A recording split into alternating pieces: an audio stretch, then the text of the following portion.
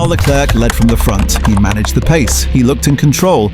But by the end of the Hungarian Grand Prix, he was off the podium again and left venting frustration on the team radio. Ferrari's latest strategic collapse may just be the final nail in the coffin of Leclerc's championship dreams with the prancing horse. Is his faith in Ferrari finally broken?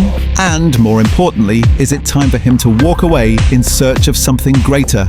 Let's break it all down. Ferrari's weekend in Budapest went from hopeful to humiliating, and Charles Leclerc didn't hold back when expressing just how fed up he is with the situation at Maranello.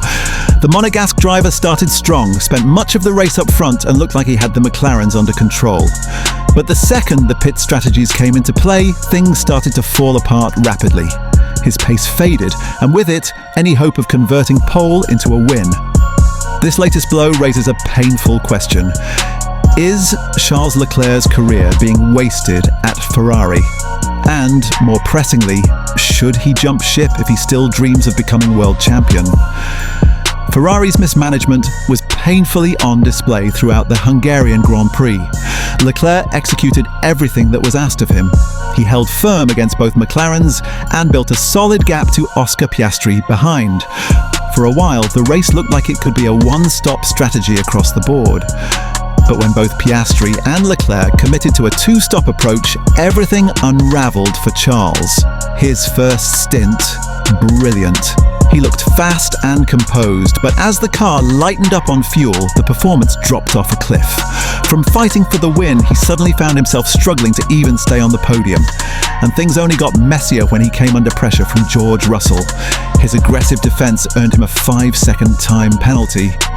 Fortunately, Alonso was far enough behind that P4 was still safe, but the penalty perfectly illustrated the frustration boiling beneath the surface. Leclerc was clearly angry at the car, at the decisions, and likely at the whole pattern of repeated disappointment. If Ferrari want any hope of keeping him long-term, they'll need to fix both the strategy errors and the deeper mechanical issues fast. Because what's happening now is not sustainable for a driver of his caliber. It's genuinely tough to watch one of the grid's most talented drivers repeatedly let down. Not just by pit wall calls, but by a car that seems to deteriorate when it matters most. Yes, you might say that he would have finished ahead of both McLarens on pure pace, and that's likely true, but even considering the McLaren drivers were on split strategies, the writing was on the wall. Once their pace ramped up in the second half of the race, Leclerc had no tools left to fight back, and perhaps most frustratingly, his warnings went ignored. Midway through the race, after exiting the second stop and realizing the fight was over, Leclerc voiced his anger over the radio. "This is so incredibly frustrating. We've lost all competitiveness. You have to listen to me. I would have managed it differently. Now it's undrivable. If we finish on the podium, it'll be a miracle."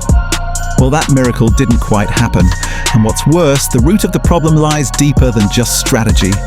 The SF25's behaviour when running light, especially late in the race, continues to be a major flaw.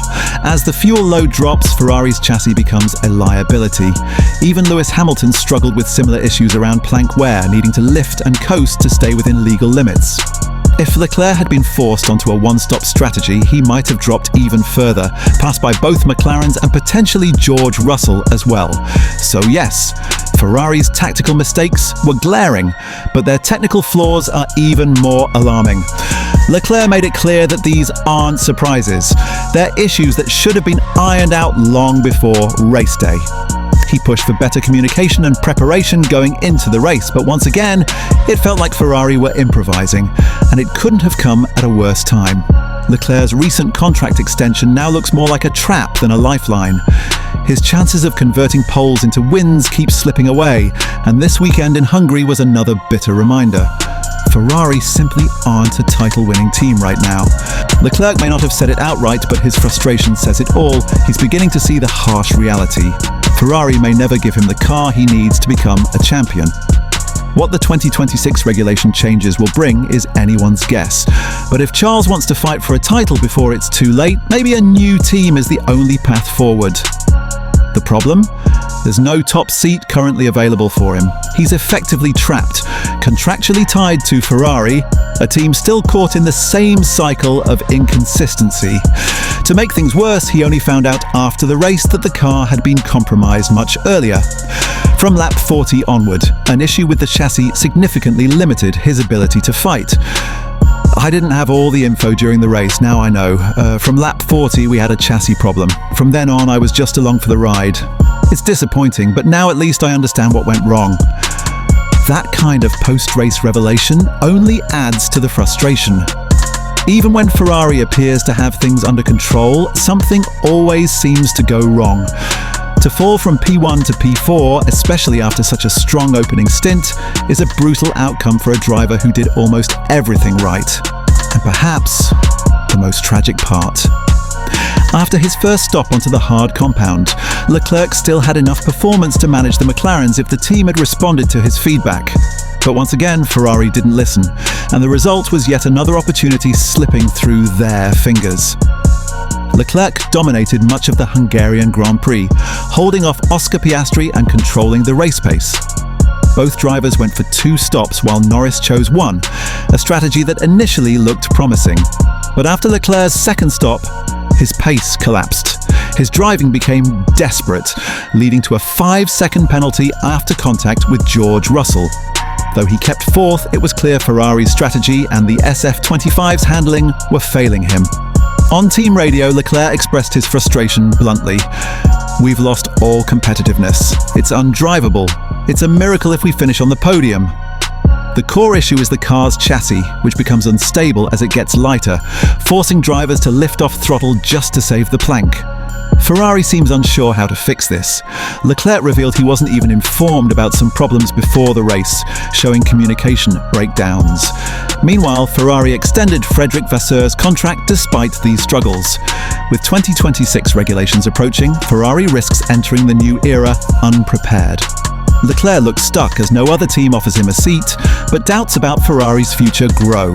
Lewis Hamilton also had a poor weekend, finishing 12th at a track where he's historically dominated. His comments about feeling worthless in qualifying mirror Ferrari's deeper problems. Ferrari has failed to convert pole positions into wins and remains winless in 2025 outside a single sprint victory. Once pre-season favourites to challenge McLaren, they now seem lost. Is Leclerc still in the right place? He adapts better than Hamilton to this car, but that's not enough for championships. Past greats like Alonso and Vettel failed with Ferrari too. Leclerc might need to consider other options if Ferrari struggles with the 2026 rules. What Ferrari needs isn't just car updates, it's a cultural overhaul like the one McLaren executed successfully. So do you think Leclerc's frustration is justified? And can he still win a title in red? Share your thoughts below and don't forget to check out the next video on your screen.